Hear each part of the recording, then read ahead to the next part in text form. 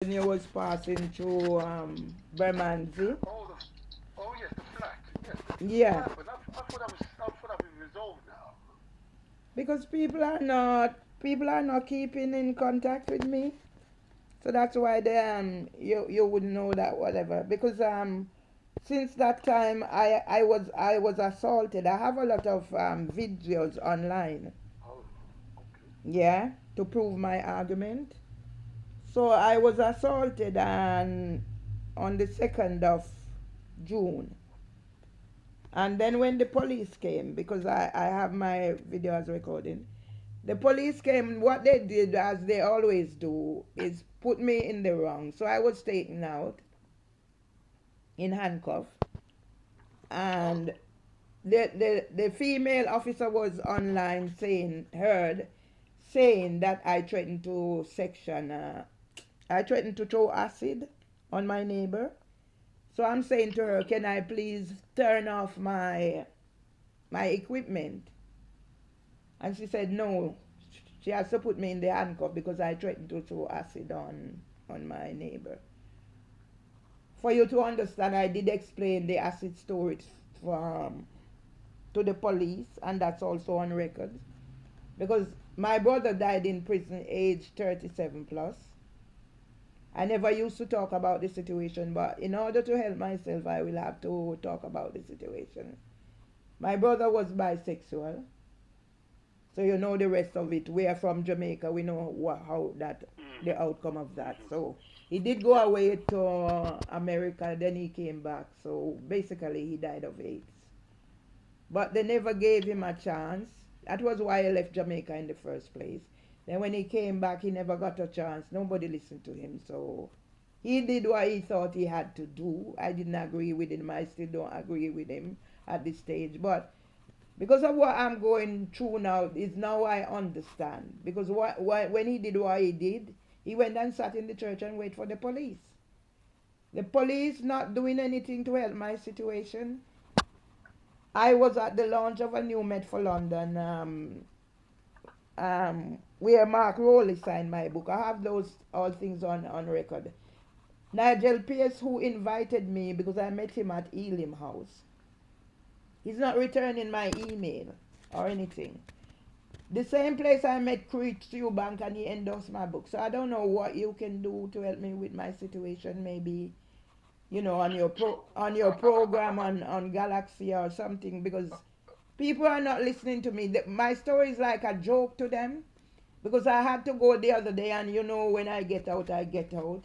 I'm trending, and other people are using my story to help tell their story, but yet nobody is listening to me because yesterday I was my life was taken down because people are coming in my life and trolling me. Then I get blamed for reacting. So I don't know what you can do to help me get a voice. Let my voice be okay. heard. So, just so I'm clear then. First of all, the situation with your flat Hmm. that's been resolved now. That's been resolved now. Huh? That's not being resolved, Martin. Okay. I was So what happened to it now? evicted once I was in hospital. So you remember I came to your surgery at once in Elephant and Castle. I even wrote to Hold on. my MP, but these So you've been people, evicted. yeah, So where are you living now? Where are you sorry, living now? Where are you living now? I'm in temporary accommodation in New Cross, and there are issues, Oh, and they're not helping me. I had a social worker, she left the job. The care coordinator has been off work from the time the police arranged a meeting to come to Marina House to talk to me. They're all in this thing together. So I need I am okay. doing my thingy, as you know I do my thing. But I need a bigger platform, with somebody like you to Okay. say it's not that I didn't reach out for help, because I came to your surgery once and we have been in talking and whatever. Okay. Yeah. Okay. So hold on. So you were evicted. So you're now in temporary accommodation in New Cross. That's one. Okay.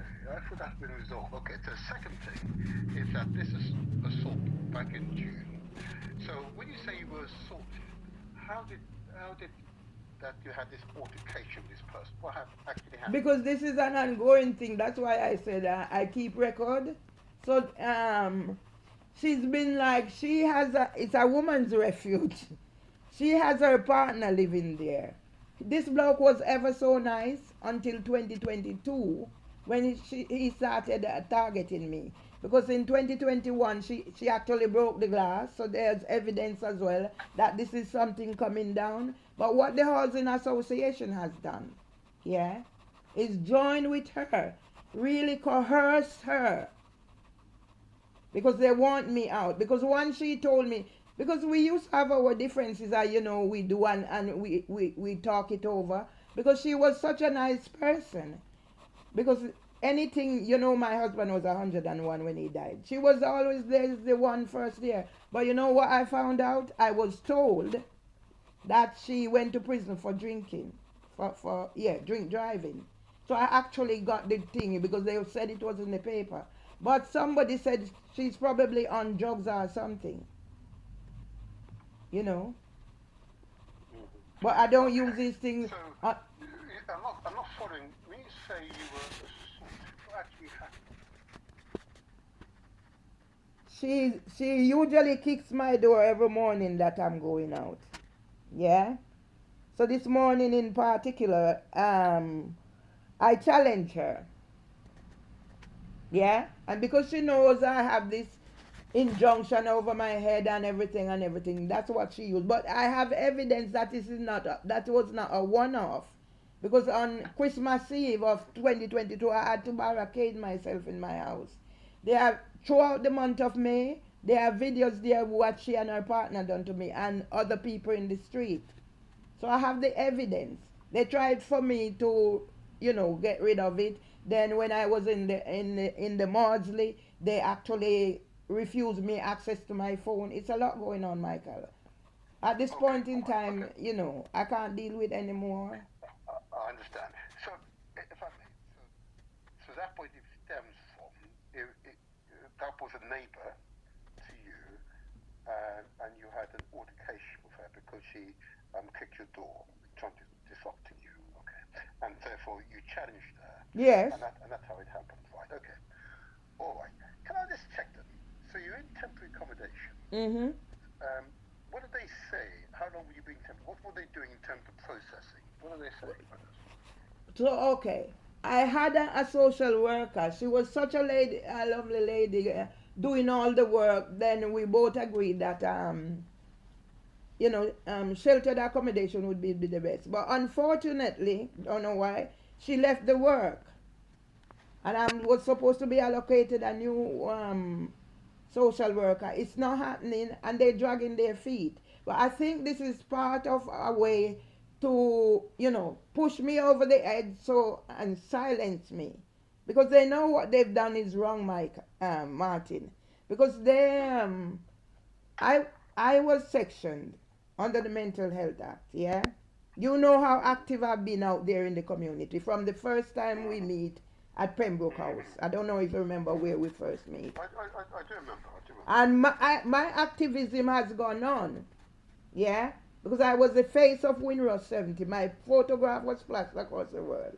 In 2023, I wrote a song for Windrush 75 for Border Crossing called Brixton Market because I heard the story of the Windrush generation and, Lambeth and blah, blah, blah. So I used to work with Tony Seeley.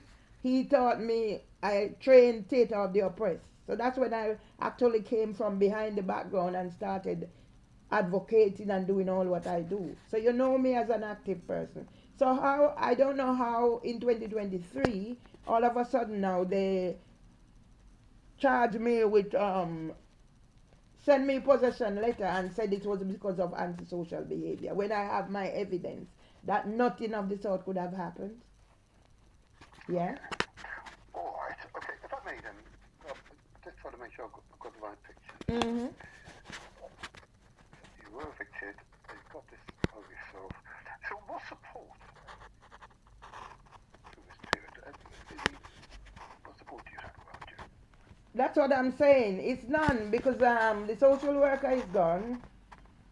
My care coordinator has not been back to work since the 19th when I was called to Marina House, appointment made for the police. And then that's when I found out I'd arranged a meeting in 2019 to stop when my book was manuscript was stolen. Yeah, at the time it was at Owen Pyle and Tammy Tebbett and Kevin Webster. They didn't do anything. Now Kevin Webster was the one who came to interview me and remembered me, but they're not doing anything. For example, I was with Nigel Pierce at Elim House, who invited me to a new Met for London, where I met Sir Mark Rowley, who signed my book. They're not doing anything. When I send email and said they're off on annual leave, they never get back to me. So I have a number of CAD report. But my Martin, not only that, when I was in the hospital, my place was burgled, everything I had taken, and they found checkbook and made wrote out 7 checks. So all the little money I have left from being scammed or everything is gone, and now the bank is like trying to say that there was no fraud. They're not paying me back. The insurance did not pay me back for I had home contents insurance. I have nothing left. Okay. All right. So, come back to my around you. You seem to have quite a number of issues here in which you definitely would benefit some support. Are you in counselling at the moment? Are you in counselling with anyone? Am I in what? Counselling. Do you have someone you can talk to That's the thing. Everybody, the friends I had, everybody is gone, and as I said, they are excluding me. Give you an example. No need. No, forgive me. Don't need to do that. That's what I need to know is whether or not you had support. Would you say? No, I don't have any support.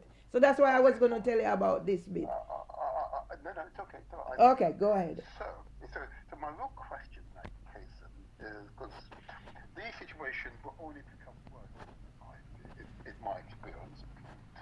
Now, you said you were sexual. So are you still under Mosley today? Sorry? Are you still under Mosley today? Are they supporting you? Is Mosley supporting you still? No, they're not supporting me, and I have put in raised concerns about the way I was diagnosed as schizoaffective disorder. Okay. All right. Now, if I may, in that case, so if they've made that diagnosis, you should have an attached nurse or social worker to you. Can I tell you who made that diagnosis? Okay. So that I came out of was discharged from hospital on the 6th of October. So I had the home treatment team coming.